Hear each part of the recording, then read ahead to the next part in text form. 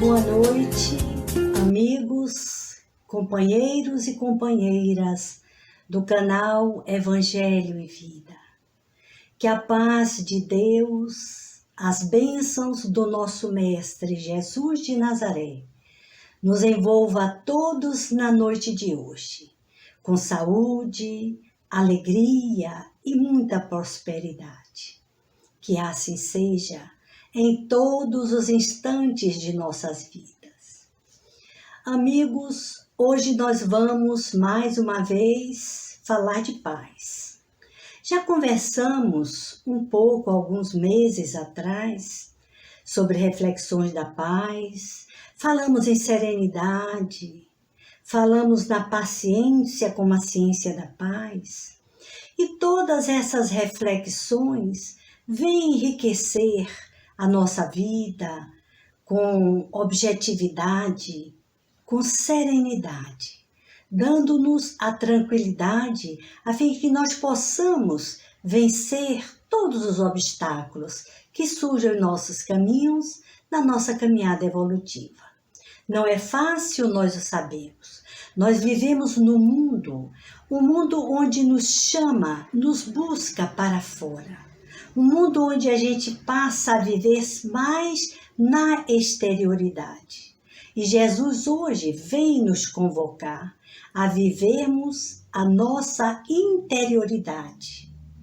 E que paz é essa que o Cristo nos promete? Que paz é esta que o Cristo nos ensina, colocando Ele próprio como exemplo da paz? Como a paz que está nele. Será que nós podemos conseguir chegar até lá? Vamos ver, então, como é que a gente consegue prosseguir nesses caminhos de Jesus. E hoje nós podemos refletir, nós trouxemos para a nossa reflexão as lembranças, os fatos que aconteceram historicamente registrados há 2000 anos atrás. Quando a bandeira do Império Romano, chamada Pax Romana, elas também traziam uma mensagem de paz. Só que eles tinham como prioridade, através de promessas, uma paz no momento histórico que nós podemos dizer assim, mais doloroso da vida da humanidade. Porque ainda era um momento que não tinha chegado ainda o ensinamento de Jesus, que ainda não tinha adentrado na história da humanidade o novo mandamento, que é o mandamento do amor. Então nós podemos ver que esta Pax Romana, ela trazia mais poder aos poderosos. Ela trazia mais fome aos famintos e mais abandono aos excluídos. Então, nós podemos observar historicamente, lá registrado, que crescia cada vez mais a resistência e as rebeliões que buscavam libertar os povos conquistados do jugo romano, sobretudo o povo hebreu, como nós já colocamos aqui, um povo escravizado durante séculos, durante 1000 anos.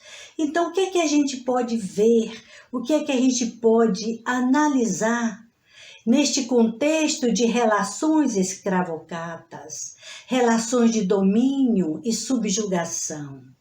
Então, é que neste momento, historicamente, um jovem chega à Terra, um enviado, um embaixador da paz, um embaixador dos céus, com a promessa de um reino diferente. Mas que reino era esse? Uma promessa de um reino diferente da Pax Romana, do que Roma instituía, do que os poderosos instituíam. E ele começa a falar de um reino que não é do mundo. Veja bem, não é o reino deste mundo. E ele diz, minha paz vos deixo, minha paz vos dou, mas não vou lá dou como o mundo a dá. Vejam, meus amigos, que estranha moral. É esta moral do Cristo. Não nos parece estranho? Uma paz como o mundo não dá? Que paz é esta?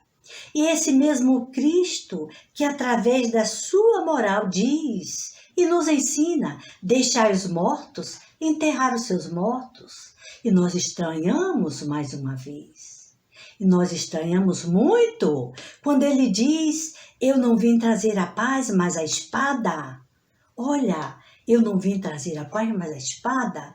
E a gente fica assustado. Será que nós estamos seguindo o homem certo? Assim pensavam também os apóstolos, assim cogitavam aqueles companheiros que aprendiam e que viam que não era o que eles estavam esperando, não era o reino que eles queriam, de dominação, de poder.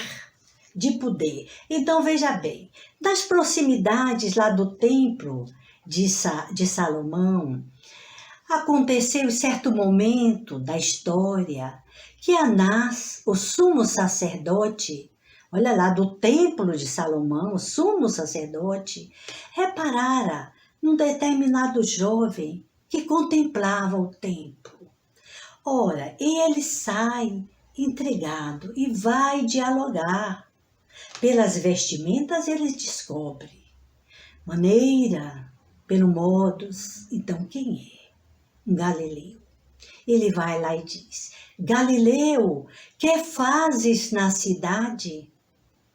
Ao que Jesus responde, mestre Galileu, passo por Jerusalém, buscando a fundação do reino de Deus.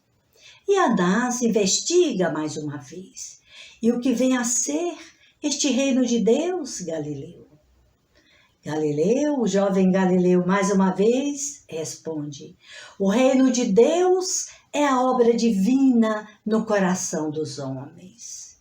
Intrigado, veja bem, o sacerdote autoritário retruca de forma irônica e desprezível, como sóis ser todos aqueles seres infames e autoritários que legislam e ainda legislam no mundo, não é só no tempo de Jesus, e que ainda legislam no mundo. E ele vai para cima do Galileu. O reino divino, então, está em tuas mãos? Afinal, o que pode vir de bom da Galileia? Observem que, historicamente, a região, a Galileia, era uma região excluída até pelos próprios judeus. Então, ele começa a investigar. Quais são os teus recursos? Né? Que recursos materiais tens? Né? E os teus auxiliares? Olha bem, e os teus auxiliares? Ao que o jovem Galileu responde, seguro e firme. Os meus seguidores virão de todos os lugares, de todas as partes da terra. O sacerdote se volta para o jovem Galileu e diz, aí ele já estava enfurecido, diante daquele diálogo, não é? Os tolos e os ignorantes estão em toda parte da terra. Imaginem vocês, impressionado com a capacidade argumentativa daquele jovem Galileu, nós já tivemos a oportunidade de observar aqui, não é? Em momentos outros, essa capacidade de argumentação. E aí ele pergunta, conheces por acaso Roma ou Atenas? Conheces por acaso Roma ou Atenas? Conheces os mais sábios e os mais poderosos de então? Olha aí o questionamento. Tens ou não tens poderes de influência? Aí é que está a grande questão, aí é que está o grande desafio. Ao que Jesus responde. Conheço o maior amor e a verdade. Imagine. E assim iniciou na terra o reino de Deus. O reino de Deus com apenas uma semente. A semente de mostarda que nos ensina Jesus. Pequenina, e que cresce em terreno, em solo fértil e dá muitos frutos. Assim também esse reino dos céus está sendo exemplificado como as sementes que foram lançadas em todos os solos, em toda a humanidade, como ele diz. Os meus seguidores virão de todas as partes do mundo, de todas as partes da terra. Não existe privilegiados. E esta semente que o semeador saiu a semear, como a palavra e o ensinamento de Deus aos homens, ela foi lançada em terrenos dos mais variados, os mais ingratos possíveis. Então é o momento de nos perguntarmos: como é que está o terreno de nossa alma, no tempo em que nós pedimos paz para o mundo? Como é que nós estamos plantando e cultivando essa semente do amor, essa semente da paz, do reino dos céus dentro de cada um de nós?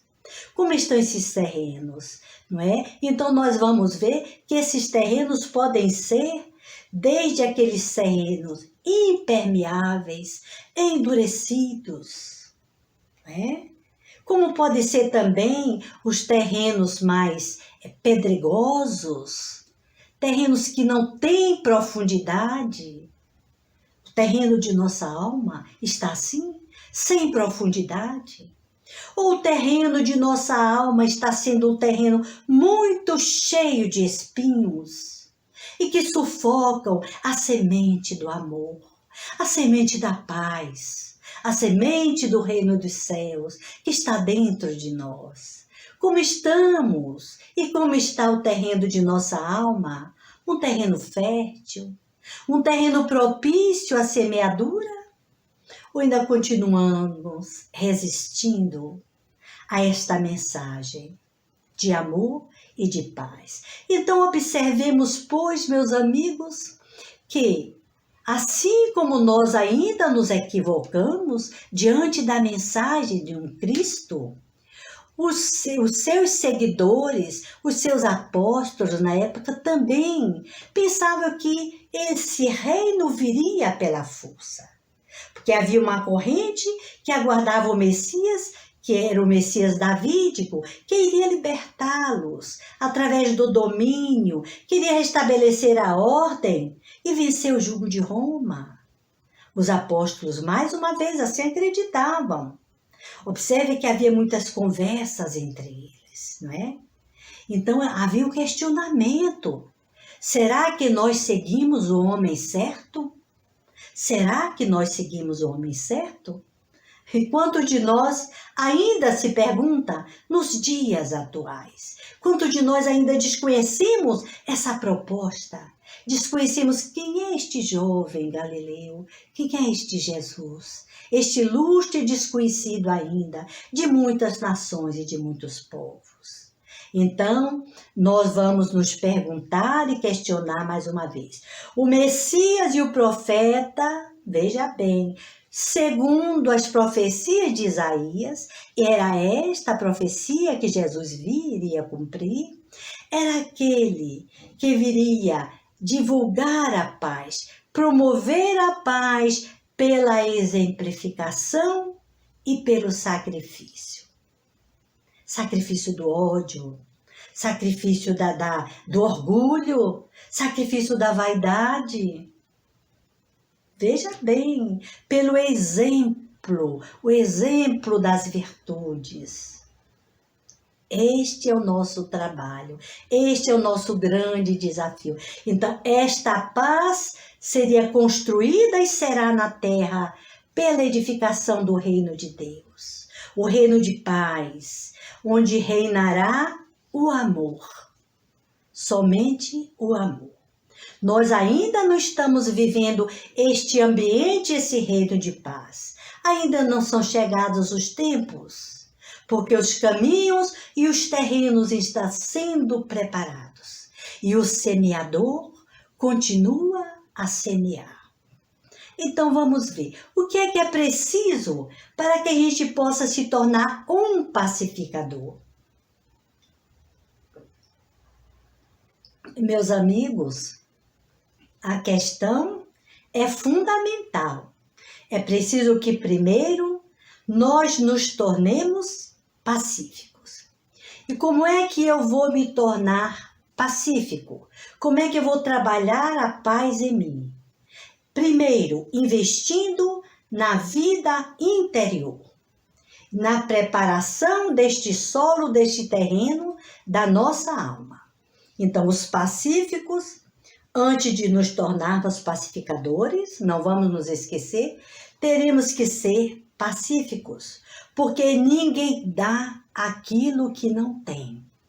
Nós não podemos doar a paz, nós não podemos irradiar a paz se nós não estamos em paz, se nós não somos paz. E o que é esta paz? Onde está esta paz? Na nossa consciência. Então, nós vamos ver que nós temos pensamentos, nós temos emoções e sentimentos, mas nós não somos nem as nossas emoções, nem os nossos pensamentos, nem os nossos sentimentos. Nós somos consciência, consciência crística, que é Deus em nós, que é Deus atuando e sendo atualizado através dessa potência de paz. Então, para que a gente possa melhor compreender e trazer para o nosso mundo de relação, nós vamos ver que a paz começa no nível mental, através desse trabalho de educação e seleção dos pensamentos, trabalhando as emoções. Então, é paz comigo. Aí nós vamos experimentar a paz. E vamos ver que essa paz é presença. Essa paz não pode ser divulgada, não pode ser transmitida através de palavras. Os ativistas, eles fazem um trabalho muito bonito, mas falam só da paz. E falar da paz não resulta em muita coisa, se nós não estivermos em paz. Então, nós trouxemos aqui um exemplo bastante interessante, que nos foram dito aí através de alguns expositores, é que Madre Teresa de Calcutá fora entrevistada por uma repórter, que perguntava a ela, mas irmã, o que é que a senhora fala com Deus quando está rezando? Ela lhe respondeu, eu não falo nada, eu só escuto. E a repórter continuou perguntando, e o que é que Deus fala com a senhora, irmã? Ela respondeu, não fala nada, ele só escuta. Eu ouço Deus e Deus me ouve, lá no fundo de mim mesmo, lá naquele aposento que Jesus diz, entra lá no íntimo, no movimento de introspecção e conversa com Deus. E encontra essa divina presença. Esta divina presença que está em toda parte, neste éter divino, no ar, nas plantas, na natureza. Ela está em torno de todos nós. Então, é a presença do amado, que não precisa dizer palavras de amor para o seu ente amado, para a sua amada. É somente uma presença de amor, uma presença de paz. É isto que irradiamos quando estamos em paz. Mas vamos mais adiante, meus amigos. Nós trouxemos só alguns itens para que nós nos lembremos na noite de hoje. Que onde há injustiça, além deste trabalho mental, nós precisamos trabalhar a justiça e a inclusão. Porque onde há injustiça e exclusão, não há paz. Não há paz. Lembremos que a inclusão, ela segue este princípio de justiça. Deus em todos, a lei divina, a justiça divina, o amor para todos os homens, em igualdade de condições. em igualdade de direitos, embora cada um vá trabalhar segundo a sua faixa evolutiva. Quando excluímos os nossos irmãos, estamos excluindo os filhos de Deus. Olha a gravidade dessas nossas atitudes. Daí Jesus nos dizer na parábola do banquete. Lembram que banquete lindo eu coloquei para que nós pudéssemos nos deleitar? Jesus diz: traz para a tua fartura, para o que sobra em tua vida, aqueles que nada têm, aqueles que nada podem te retribuir, os excluídos, os famintos, os trôpegos, os cegos. Que realidade! Nós não precisamos de imagens mais fortes, mas precisamos ainda cultivar um item: o respeito. O respeito a tudo aquilo que precisa ser respeitado, a tudo aquilo que é respeitável. Respeito aos nossos irmãos de crenças, respeito àqueles que chegaram antes de nós e que trazem o contributo histórico da cultura, do saber. Não somos melhores, nem somos donos da verdade. E aí nós vamos perceber que nesse processo de transformação pessoal, nós não mudamos simplesmente por mudar. Uma mudancinha só não nos transforma em melhores seres diante de Deus e dos homens. Mas uma mudança de paradigma, uma mudança de valores, uma mudança de qualidade. Como nos fez e nos lembra Paulo de Tarso, que depois que se transformou, não esqueceu o seu passado, porque o seu passado, todo o seu contributo histórico, cultural desse homem foi preservado. E nasceu um homem novo, mas aproveitando a experiência antiga, a ponto de Paulo de Tarso dizer: não sou eu quem vive, mas o Cristo quem vive em mim.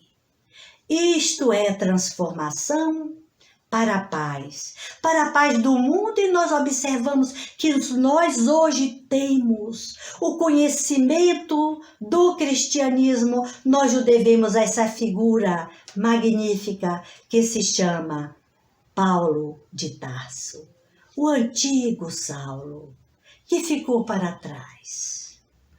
E o homem novo, Paulo, que nos ensina, que nos chama a vencer a nossa acomodação, que nos chama a encarar as nossas imperfeições, as nossas emoções. Quando aquele homem matava, apedrejava em nome de uma lei, que ele estava dizendo-se cumprir rigorosamente. E foi com esses caracteres, com essas características de sua personalidade, que Jesus chamou Ananias. Vai, Ananias, olha aí a pacificação, olha aí o reino de céu. Vai, Ananias, e cura Paulo, cura Saulo de Tarso. E Ananias retruca: mas Senhor, ele é um perseguidor dos cristãos. E Jesus diz a Ananias: este é um vaso que eu muito prezo. Porque ele sabia da força dessa alma endividada, mas corajosa. E Ananias foi e curou o perseguidor dos cristãos. Isso é que é paz. Isso é que é pacificação interior. Meus amigos, quanta verdade, quanta luz nesses exemplos que ficaram para trás, a nos iluminar nessa caminhada evolutiva.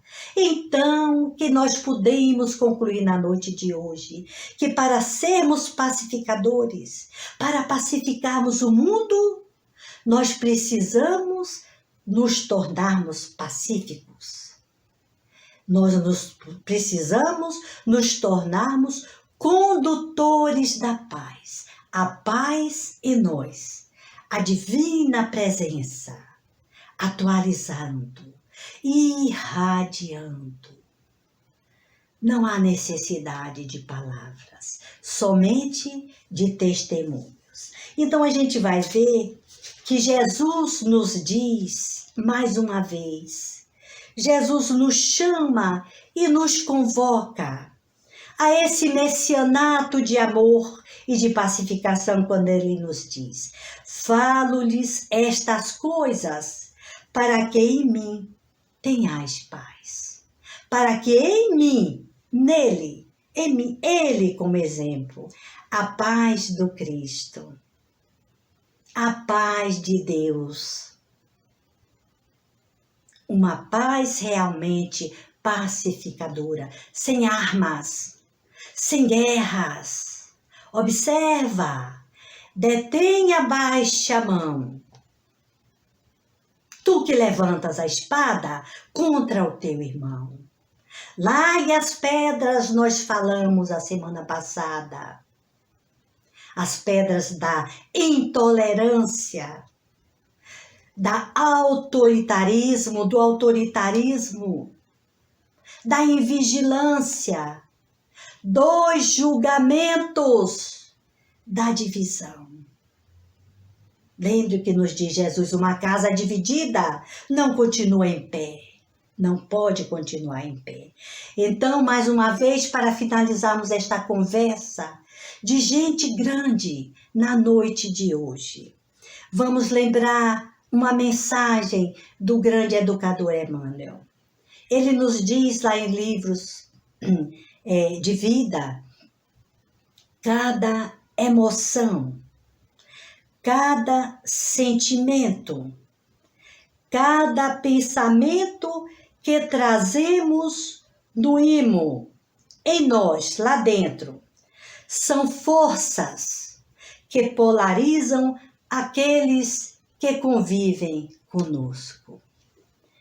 Que sejamos paz, que sejamos força, que sejamos vida, que sejamos luz que irradia. Deixemos o passado, deixemos aos mortos o cuidado de enterrar os mortos. E vivamos o momento presente, numa vida verdadeira, dentro do possível, na nossa casa, no nosso trabalho, na nossa família, com os nossos amigos, com os nossos relacionamentos. Enfim, na sociedade, irradiando para o mundo. Muita paz para todos nós, na noite de hoje. Que Jesus nos abençoe, a fim de que possamos viver um pouco mais em paz com a nossa consciência. Divina presença que é Deus em nós. Que assim seja. Vamos agora orar e louvar como Francisco de Assis.